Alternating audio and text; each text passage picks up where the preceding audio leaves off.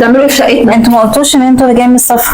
واحنا بنقول ان احنا جايين شقتنا نستأذن؟ انتوا ازاي انتوا الاثنين متجمعين هنا في الشقه؟ ما احنا اتجوزنا في الشقه. مش ماما قالت لك ان احنا اتجوزنا وعملنا فرح حلو؟ انتوا اتجوزتوا وانت اتجوزتي من غير ما تقولي؟ ايوه ماما قالت لنا محدش قال اقعدوا لنا في حاجة. الشقه لا ماما كده قالت لي كده ان هي نوم مش جاي. هتبلغ نور. لا محدش بلغنا بحاجه. انتوا اتجوزتوا في الشقه دي؟ شقتي انا انت قاعده فيها وعلى فرشي؟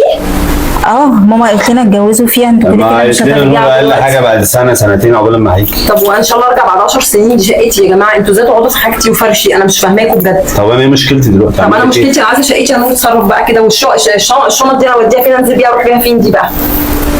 ايه ده يا جماعه انتوا بتهزروا؟ لو سمحتي بقى زوزو كده لمي حاجتك واطلعي بره. لا مش هطلع باب لا البيت ما انا. ينفعش منها، نروح فين؟ انا مش هطلع باب البيت. نعم.